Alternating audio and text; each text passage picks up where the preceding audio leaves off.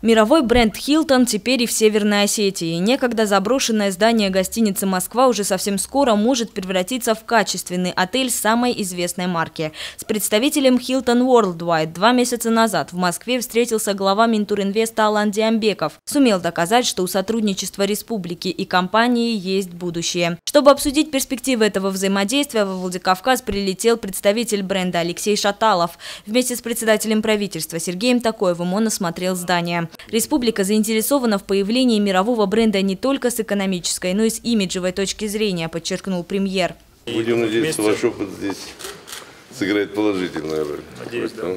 По плану здесь уже давно должна была стоять современная гостиница «Москва». Ее строительством занималась печально известная фирма «Социальная инициатива». Компания оказалась очередной финансовой пирамидой. Собрав с людей деньги, 7 лет назад проект заморозили. Здание после долгих судебных разбирательств перешло в собственность администрации Владикавказа, а затем обрело нового владельца. Последние 3 года им является Вадим Бердиев. Все, что мы сейчас здесь видим, это все нужно переделывать. Мы уже предварительно с ними поговорили, и нужно все переделывать.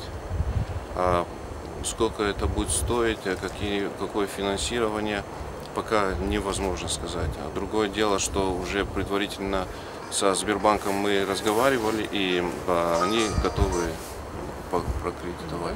В ближайшее время стороны обсудят условия сотрудничества. Если они устроят всех, вероятнее всего так и будет, архитекторы начнут составление нового проекта гостиницы. В первоначальном документе было много функциональных ошибок, говорят специалисты. Теперь же это будет отель уровня 4+. В зависимости от планировки здесь будет работать до 150 номеров, а также банкетный зал, атриум и ресторан на крыше. Кроме того, откроется большой конференц-зал, где можно будет провести встречи любого уровня, в том числе и международные. Проект вплоть до мельчайших деталей должен быть одобрен специалистами «Хилтона». Номера, они должны быть не менее чем 28 квадратных метров, да, вот для гостиницы такого уровня. Поэтому здесь будем работать, опять смотреть.